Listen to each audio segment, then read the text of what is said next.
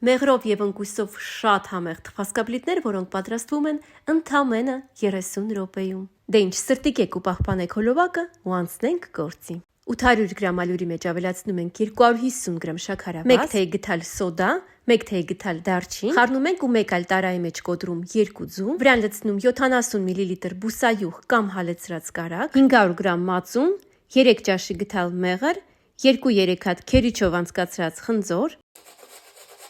ու 200 գրամ բլենդերով անցկացրած ընկույզ։ Ստացված զանգվածը լավ խառնում ենք, լցնում ալյուրի մեջ ու հունցում խմոր։ Պետք է ստացվի թույլ խմոր, որից հետո ձևավորում ենք թխվածքաբլիթները։ Դուք կարող եք ձևավորել ըստ ձեր ճաշակի։ Ես ձևավորում եմ խոհարարական տոպրակի օգնությամբ ու ստանում այս տեսքը։ Այնուհետև տապակը տեղափոխում ենք ջեռոց, թխելու ենք 180 աստիճանի տակ, մինչ մի փոքր ոսկեգույն դառնալը։ Թխվում են մոտավորապես 15-ից 20 րոպե։ Ըստ ցանկության վրան մի փոքր շաքարավազի փոշի ենք շաղ տալիս, թողում սառչի ու մատուցում։ Մեր շատ համեղ թխվածքաբլիթները պատրաստ են։ Իսկ մնացած խմորը որոշեցի կեքսի ձևամանների մեջ թխել։ Սիրելիներս, ոնց էլ թխեք, միևնույն է շատ համեղ են ստացվում։ Մեղրի եւ ընկույսի արտահայտիչ համով նուրբ ու փափուկ։ Փորձեք դուք էլ պատրաստեք այս բաղադրատոմսով ու կգրեք մեկնաբանություններում, հավանեցիք թե ոչ։ Չմոռանաք սրտիկել հոլովակը, կիսվել ձեր ընկերների հետ ու բաժանորդագրվել իմ տնական բաղադրատոմսեր ալիքին։